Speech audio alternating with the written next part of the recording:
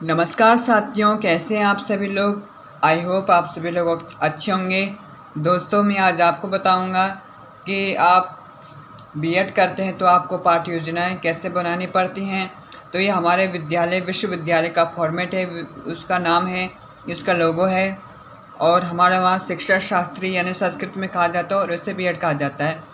तो पाठ्य योजना कैसे बनाई जाती है इसमें मैं आपको विस्तार से समझाऊंगा और आप आसानी से समझ पाएंगे।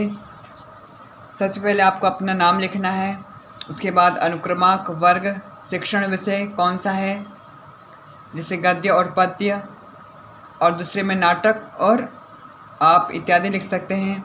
यहाँ पर विद्यालय का नाम और आईडी संख्या और दूरभाष नंबर। इसके बाद आपको मैं समझाने जा रहा हूँ हिंदी पाठ्य योजना बीएड और डीएलएड के लिए लगभग एक जैसी बनती हैं। पहले कक्षा, वर्ग, कालांश, अवधि, दिनांक, वार्षिक, छात्र संख्या, मध्यायु, विषय, प्रकरण का नाम आपको लिखना है।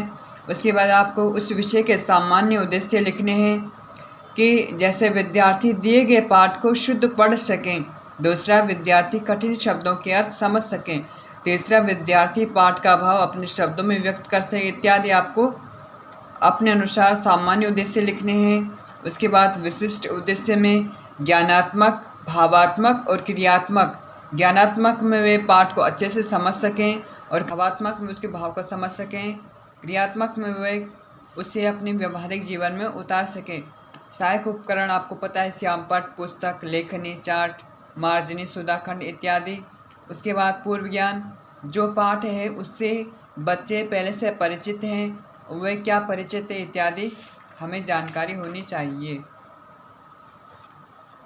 उसके बाद हम जानेंगे कि सबसे पहले सोपान कितने प्रकार के होते हैं। तो जो हिंदी शिक्षण में गद्य होता है उसमें 14 सोपान होते हैं जो होते हैं। जब प्रस्तावना, इसमें पूर्व ज्ञान का परीक्षण किया जाता है और नूतन ज्ञान के प्रति अभिप्रेरणा की जाती है। उसके बाद उद्देश्य कथन स्पष्टीकरण होता है कि आज हम इस पाठ को पढ़ेंगे और उस प्रकार से छात्राध्यापक श्यामपट्ट पर लिखता है।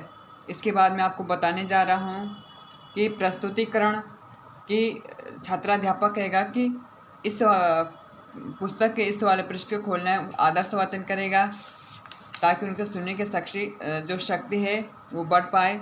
उसके बाद अनुवाचन होता है, अशुद्धि संशोधन होता है, जब छात्र पढ़ेगा तो अध्यापक उसका अशुद्धियों को लिखेगा।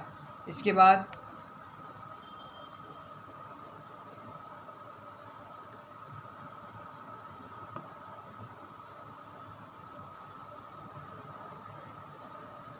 अशुद्धि संशोधन, काठिन्य निवारण।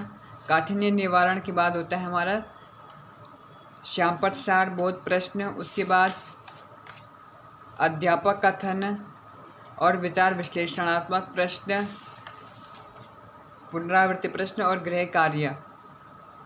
गृह कार्य आप इस प्रकार से दे सकते हैं काले वाले पत्र पर। तो आई होप आप सभी को वीडियो पसंद आया होगा।